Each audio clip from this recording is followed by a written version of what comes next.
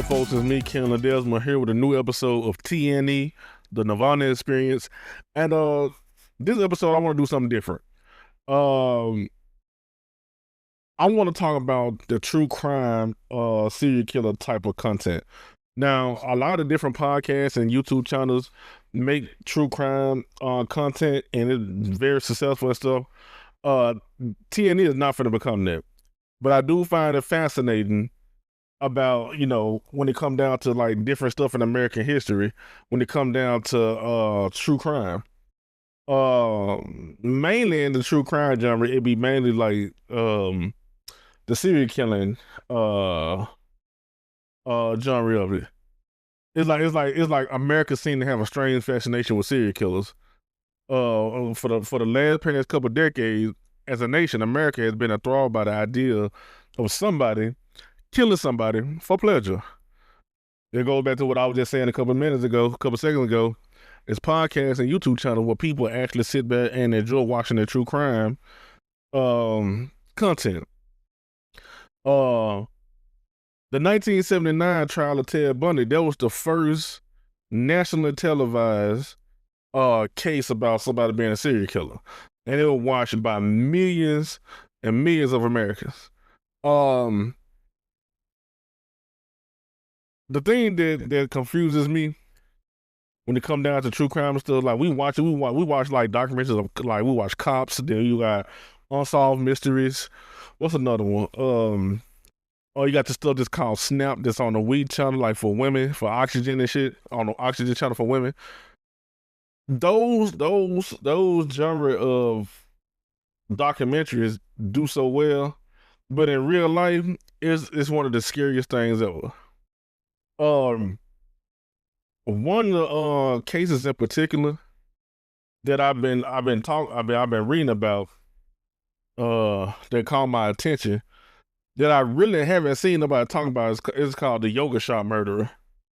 I'm gonna get into it in a couple of minutes, but I was just so fascinated by this shit. I'm like, man, what's the statistics of like serial killers and serial killer cases in America? So, according to Radford University and Florida Gulf Coast University, they have a jointly operated database that keeps tracks of serial killers and their victims and their methods of execution. And each year, the team behind the database releases an annual report on serial killer data. And they call it the serial killer statistics. So, based on their analytics and their database, the database tracks serial killers all the way back to the 1900s and includes serial killers from over 115 countries. The United States lead the rest of the world in documented serial killers with a whopping 3,613 serial killers as of 2020. England is in second place with a known 176 serial killers as of 2020. The data tracks the numbers of serial killers that have been active each year too, with 1986 being a peak in the United States.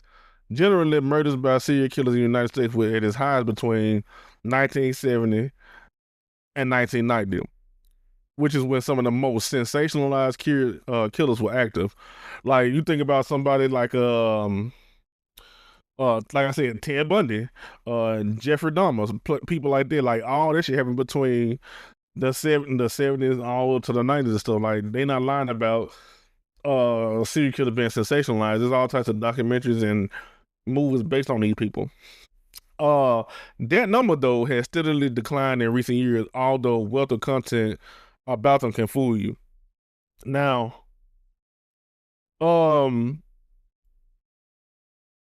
it's still people. I'm gonna tell you something. I'm finna say something that's gonna be kind of sad for me to say, but it's still serial killers out here. They just not one person no more. It's a group of people, which are the black people. We kill ourselves all the time. Gang related killings and everything. Not saying that other races don't kill each other, but that mass genocide of black on black crime, that shit is real. There's a bunch of serial killers that was out here. For instance, King Von, That nigga was a serial killer. He killed multiple people in his lifetime. He killed so many people that he legitimately had people scared of him in real life. It's people calling him a demon in real life because people was like, because he had people so scared of him. And when he's not the only people, I mean, he's not the only person. He's not the only person that's related to gangs and they come from the hood that does shit like that. They have people thinking of them like that. So King Von was really sensationalized. If you think about it, it was really sensationalized. If you think about it, like I'm gonna pull up a video because somebody put together a compilation of people talking about King Von and calling him demon. I'm finna play that because when I saw it, I'm like, well, you know what? That correlates with what I'm talking about for TND, so I'm gonna save it for this video. So listen to this. He was a serial killer who bragged about killing people, and he professed and confessed to be a demon. He was dead, bruh. If he wanted you out of there, he'll go do it himself on feet by himself. Von gave me a lot of passes. He could have killed me a couple times. I was happy as hell when I found out Von was dead. I cooked for the whole day. I was relieved for the community, man, because he was over there torturing them guys, man. I ain't gonna lie to you, man. Something was wrong with him. That's not human, man. He's not regular, man. He was the devil, man. How are you rich and you're robbing people? You robbing producers. You robbing rappers. You got money. So from what I hear, that documentary proves everything to be true. He is a serial killer, and he was a demon in human form. He was a... And it goes back to what I was just sitting here saying, like, a lot of people in this gang culture are serial killers. They just not, sensationalized as it was during the 70s and 80s and the 90s. Because you got to think about it. Back then, for you to get covered on the news, I'm gonna use the 70s for instance. During the 70s, for you to get recognized on the news for killing somebody, you have had to lift a string of bodies, and the authorities had to find a lot of bodies, and multiple people had to been coming up missing over the course of time. Because you got to think about it, during that time period, it wasn't no such thing as social media. And wasn't no such thing as like the internet and shit. So when somebody come up missing, you gotta wait a couple days, file a report, and then they probably gotta do an investigation. So if they did that with if they kill somebody, multiple people, they killed multiple people, there's multiple investigation going on, a missing person. Now all of a sudden, law enforcement gonna catch on. They'll be like, wait a minute, something ain't right. It's a string of people coming up missing. And then that's when it started gathering attention and shit, and it started spreading throughout the different cities and stuff. Then it hit the news, and then it become nationwide. Versus now, if somebody come on missing or something happen now, you instantly post it, and within a couple of seconds, thousands of people know. So, I want to know, was it just men doing the serial killing? So I'm gonna go back to what I was reading about with the Radford University and Florida Gulf Coast University database. They got a little paragraph named Gender Differences. It goes on to say, to anyone who has ever studied crime or even just listened to every episode of a true crime podcast, it is no surprise that most serial killers are male. A leading theory for this phenomenon is that men are simply more violent than women. In the world, men are arrested at almost 4 times the rate as women for violent crimes. Another theory regarding why there are more male serial killers rests on the recurring finding in clinical psychology that men are more likely to have paraphilias, aka turn-ons, than women. This theory is especially pertinent in cases where sexual desire appears to be the prime motive. Now, a lot of dudes out here, especially nowadays, a lot of dudes, it's called the lonely epidemic. A lot of dudes out here are very lonely, and you know what I'm saying, and they get so long to the point where they become, what's the word I'm looking for? I don't know what word I'm looking for, but they'll be so driven by the obsession and their desires that they'll end up hurting a woman. Like they'll do it, then soon they get through doing what they're doing, they'll feel remorse about it. But then they'll get scared that she finna tell the police, so they end up killing them. And then some dudes that's like they just genuinely get off on seeing a woman cry and trying to get away from them and killing them. So it's two sides of the coin, but it is typically male when it come down to sexual desire motives. Only 8.6% of known United States serial killers are female. In terms of motive, comprised data shows that almost 70% of female serial killers acted for financial gain. So, and that's the difference between men and women. Dudes out here doing shit and killing women for some butt. Women out here setting niggas up and backdooring niggas for some money. Like, and that's the difference. Like, one is primal and one is thinking with their mind. Like, women use their mind because they trying to get ahead and get some money. Dude just using they private parts and thinking primal. You know, each way is wrong, but it goes to show you like the intelligent difference when it come down to men and women sometimes. In contrast, only 28.8% of male serial killers were motivated by financial gain. This is still the largest single motive for serial killing, but close behind is killing for sexual pleasure, which comes at 27.3%. So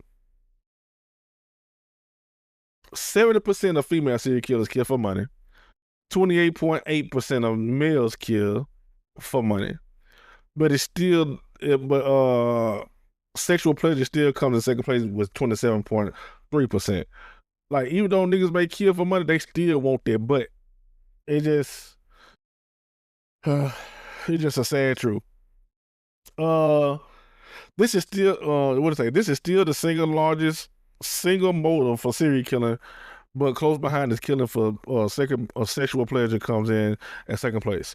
All right, for both male and female serial killers, involvement in organized crime, including gangs and mobs, was the lowest recorded reason for serial killing, comprising of 6.2% of known male serial killers and 0.5% of known female serial killers. So they're just everything that's been recorded. So they ain't even counting people that's not been arrested and tried and the database been public. So most people that kill, that become serial killers, most likely are male, and most of them most likely are not affiliated with organized crime. Like I said earlier, most of these niggas just be some dude that's not, good at talking to women or something, or they manipulate women and they get off from seeing a woman crying and trying to get away with it and killing them, or they kill them by accident because they'll rape them because they let their desires run rampant, and they'll rape them and then they'll kill them because they scared what the girl might say to the police.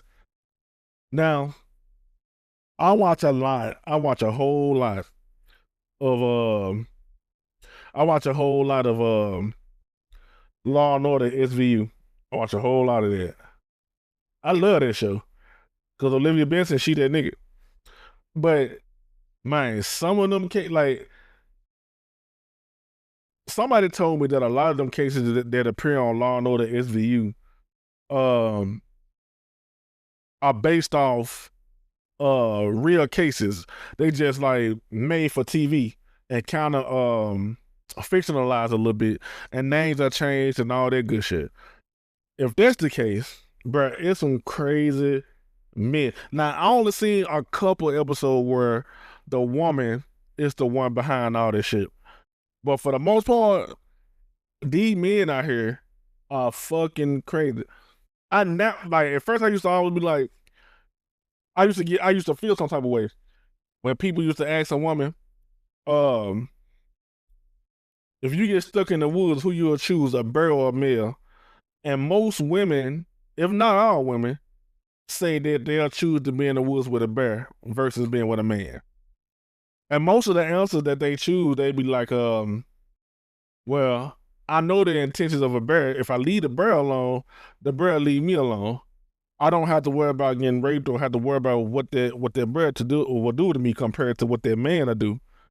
And I used to feel some type of way about that shit because I'm a man and I'm a man and I don't do that type of crazy shit. So it made me feel like damn fool, like bitch, like you'll choose a bread that bend over me. But after doing research and talking about this, coming up with this stuff for this episode and watching Law and Order, I'm like, I understand women now. I understand them. Because the reality is, niggas are crazy. They're just a sad reality of it. Yeah, they're just a sad reality. Niggas is crazy. But like I said, the reason I'm even talking about serial killers because one particular case I never heard about. They called the yoga shop murders. That shit piqued my interest. So they'll put a closing on this article.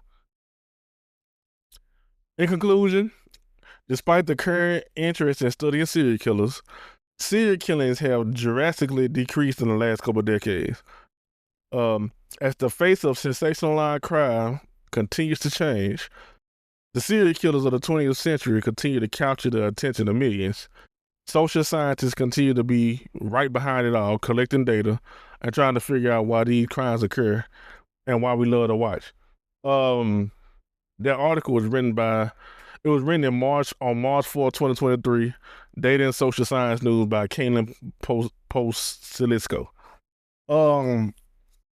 I chose that article in particular because it was straight to the point. It wasn't no bullshit behind it. But let's get to this. So, from my understanding, from what I recall, watched the documentary on. I watched 2 documentaries on it on YouTube. And everybody called the yoga shop murderers. So this happened like this happened like in 1991. There was almost 35 years ago, right? And the sad part about this crime is that it's still unsolved to this day.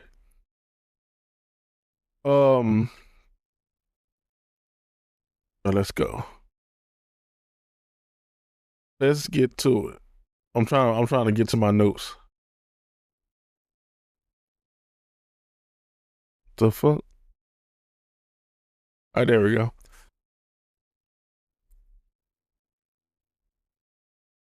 All right. So let's start off December 16, 1991, Austin, Texas.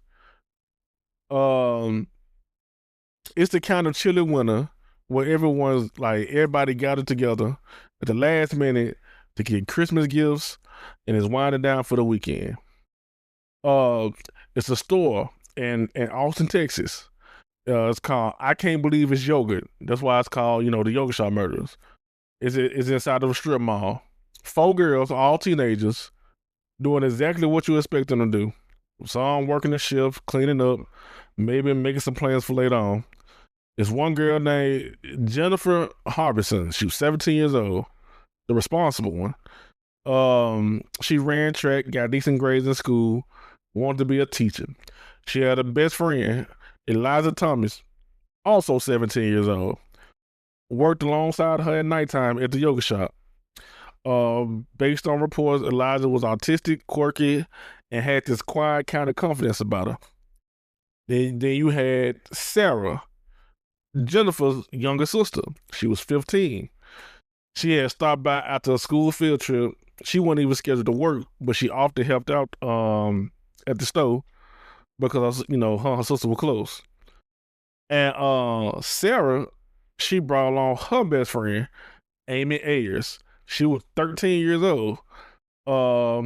Amy loved animals, especially horses. She dreamed of becoming a veterinarian someday. And for whatever reason, that night, December 6, 1991, all of them ended up at the yoga shop. It wasn't because of no schedule or nothing like that, but all because, they was cool with each other. All of them was friends. 4 girls just doing what teenagers do. They were supposed to lock up the store and go home, go to bed, live their life as normal. But instead, every last one of their lives ended that night. According to articles, it was one of the most brutal, most senseless crimes that Austin, Texas had ever seen at that point. So, just after midnight, a police officer driving down Anderson Lane noticed smoke coming out of the mall. He pulled over, and within minutes, like the fire department came, and they broke through the locked doors of the yoga shop. At first, they were saying that it looked like a commercial type of fire, not too big.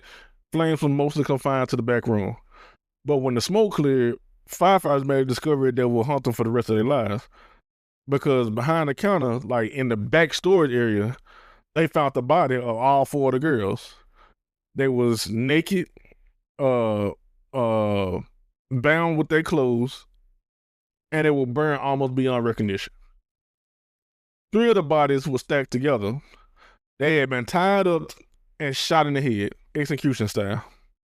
The 4th girl, Amy Ayers, the youngest, was found a few feet away, partially separated from the other ones.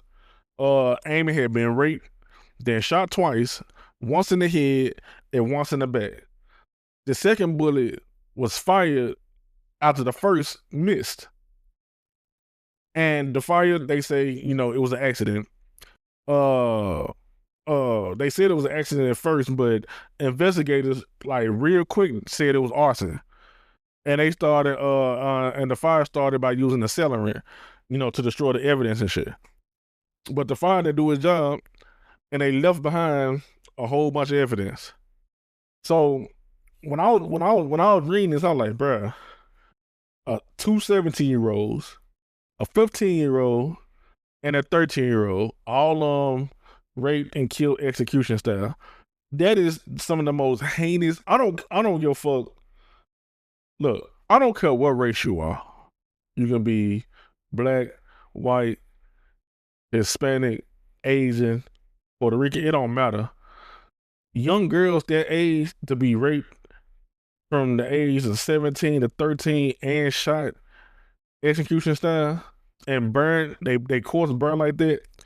No parent should have to go through that to see their child like that, or to even hear about their child going through that at all. And it was back in 91. All right, let's keep going. The next morning, headlines hit everywhere. 4 teenage girls murdered in the yoga shop fire. Everybody in the city of Austin, Texas, it was all messed up about it because, like I said, that's real heinous. Like you don't want to hear nothing like that. Parents stopped their kids from going to school. Businesses were closing early, and like it wasn't even just because of that. Like they were scared for their kids. It was a massacre, and the worst part about it, it happened at a mall, surrounded by people, homes, and streetlights. So you like anybody that listens to TNE that ever been to a mall, you know how big a mall can be. Even the small malls are big. Plenty of stores, plenty of people. How did this happen? So the police started scrambling for leads. They started pulling security footage from like other businesses. They interviewed people who might have heard something or might have seen something. They said dozens of people reported strange activity. Some customers even remember 2 dudes sitting in the back of the shop. One of them had seen to be going to the bathroom over and over again, watching the girls, and another witness saw that one of the dudes was leaving the area as the fire started, even to stop to look back at the fire, like to glance back at it. But nobody knew their names. And in the days that came, funeral arrangement was made, the case, the pressure, all that shit grew heavier. It felt like time was running out for the investigators to charge somebody. So you fast forward, like did nobody's come up? No suspects or nothing. So for nearly 8 years, the case remained unsolved. Then in 1989, a break, or what they thought was a break, came through. The police arrested somebody named Maurice Pierce, a man who has once been pulled over just 2 days after the murders with a .22 caliber. That's the same gun that was used in the killing of those 4 girls. So they thought that they had a suspect. So at the time, he had been questioned and he had been released. But in 1999, detectives came back around to him. This time they pressured him, man. They pressured him hard too. And he named 3 people, 3 of his friends. Michael Scott, Michael Scott, The Office. But Michael Scott, Robert Springsteen, and Forrest Redburn. Over the multiple hours of intense and often unrecorded interrogation, because the reason them interrogation wasn't recorded, in my opinion, the police record all the interrogations. When they don't record the interrogation, they mean they doing some underhanded shit trying to get the information. So over like a whole bunch of hours of intense unrecorded interrogations, Scott and Springsteen confessed to the murders. Now, this goes back to me watching Law and Order.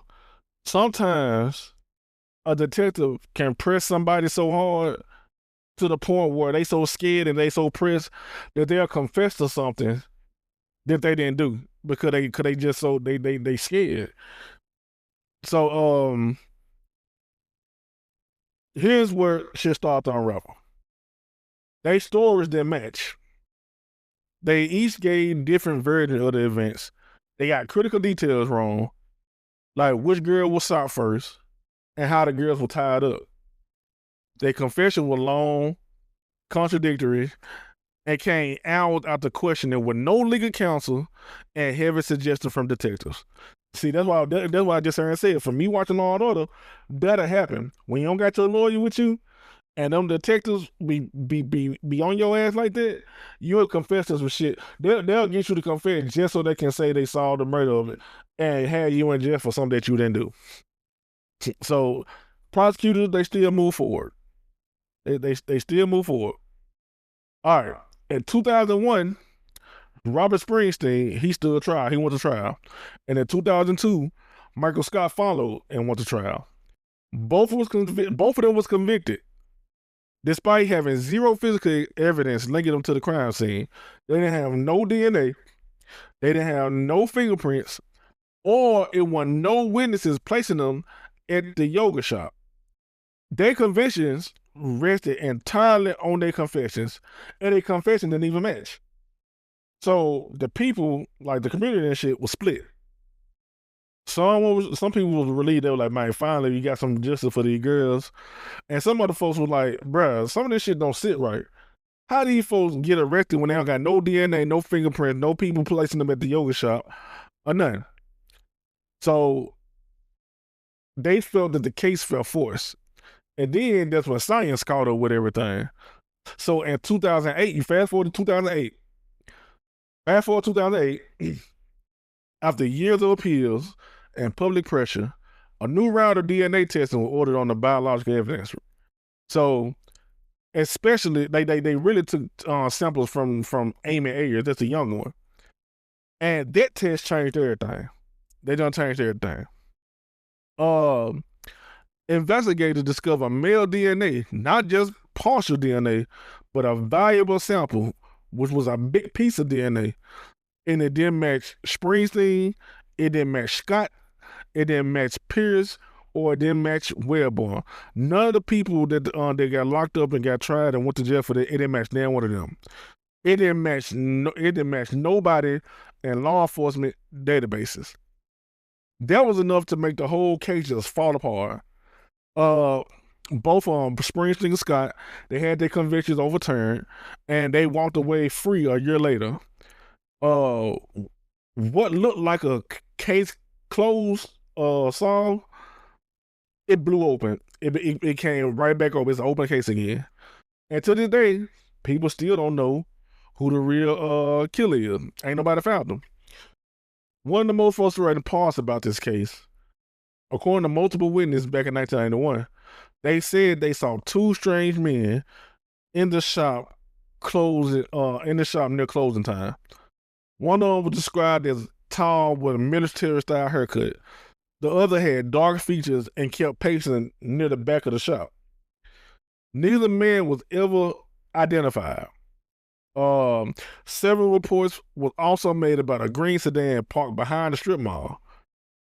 Some other folks said they saw a man run through the drainage ditch near the shop, near the scene. All these leads were documented, but then they were set aside when confessions came in. And by the time DNA told different story, those early leads, they was gone, they were cold, dust in the wind. And this where law enforcement fucked up. They were so ready to get a conviction, they didn't follow the leads. They didn't thoroughly check everything. So the people who possibly did that could have been on died by now. They could have been ran away to a different country, started a whole nother life. You never know. As of 2025, the yoga shop murders are still an open case. The unknown male DNA from Amy's body had never been matched to anyone. And every now and then, a new suspect is tested. Rumors be circulating about former employees, jealous ex-boyfriends, or even somebody like just traveling through, passing through. But none sticks. None of that shit stick for real. In 2017, Austin, Texas Cold Case Unit publicly stated that they were prioritizing the case, but no new arrest has been made. The girls' families, they still hold candlelight vigils. They still call the police station, but after 3 decades, no one has been held accountable. It's been 30 years. Their case is old, just as old as I am. I was born in 1992 on December 12th. Their case literally happened over a year before I was born. 4 young girls, their last moments, it weren't peaceful. They was hunted down. They was humiliated. It was raped. It was burned. And the people that did it was never brought to justice. The city of Austin, Texas promised these families answers, but never gave it to them. They rushed the investigation because years later, 8 years later, they wanted a conviction so bad that they forced false confessions from 2 people that didn't have nothing to do with it. Instead, they got 2 wrongful convictions, dozens of dead-end leads, a DNA sample that basically blew everything open. That didn't tie them to nobody that they had arrested. It ain't even tied to nobody in the police database. And somewhere in the world, knowing exactly what happened in their yoga shop, somebody's walking free. Now, like I said, it probably could be 1 person or 2 people, or whatever the case may be. They could either be dead or alive. They could be just simply someone just living their life like that. What happened over 30 years didn't happen. And these girls' family is still waiting for justice 33 years later. So, my heart goes out to the family of those girls, because no parents or no family should have to, especially with them being so young, ranging from the ages of 13 to 17, those girls were young. Nobody should have to go through that type of, getting that type of news. Anybody that's listening to this episode of TNE, if you know anything, like, I know it's still a cold case. I know people is over 30 years old, but if anybody know anything about it, let me get the number, cause I wrote it down. Let me get it. All right, so if anybody know anything about it, you can hit up the Austin Police Department at their non-emergency hotline at 512-974-2000. or you can report it to anonymously through Crime Stoppers, because they really work. 512-472-8477. And like I said, I really hate it for the girls' family. I hate that for the girls, because they should never have to go through that. But that goes back to what I was talking about earlier about men and women picking the bear over being with men, and the statistics of men being serial killers and killing because of sexual desires and all that type of crazy shit. All that led up to me talking about what I just talked about today with the Yoga Shaw murders. Like I said, no family should have to go through that. And it made me sad. Like, the only reason I covered it because it made me so sad reading. Rest in peace to, all four of the girls, Jennifer Harbison, Eliza Thomas, Sarah and Amy Ayers. They was 13, 15, and two of them were 17.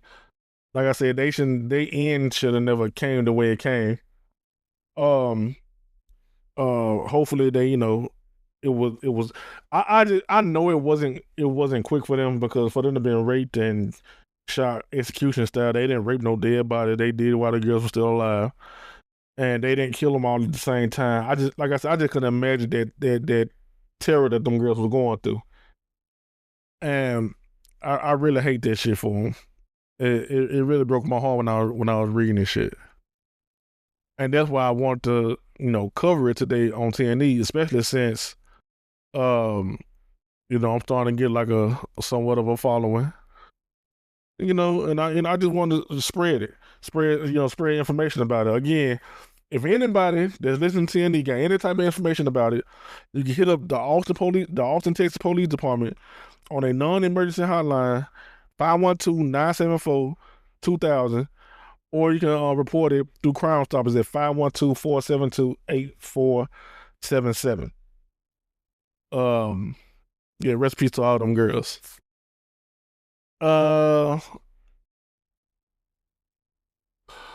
And doing this episode kind of made me sad. It made me think about my nieces, and I got a lot of nieces. I got my sisters have daughters. James have daughters. Like, all my nieces, I wouldn't want. I can't even fathom shit like that happening to them. And I pray to God that nothing like that ever happened to them. But yeah, that's the episode of TNE. That's what I want to talk about today. I know that was kind of way different from what we usually do here on TNE, but just try something different. We just gonna do something different. We doing something different every week. Fuck it. As always, I appreciate everybody that come through and listen to TNE. I appreciate everybody that that take their time out and chill with me. The real current listeners, the new listeners, I appreciate everybody. I don't have no questions. I usually do a Q&A, but I don't have no questions for me in particular. They're for Calvin and James. So hopefully I can get James back on whenever he's free again. If Calvin's on vacation right now, so he might not come through this week. So it might be another 2 or 3 weeks before he come back on. But until then, peace.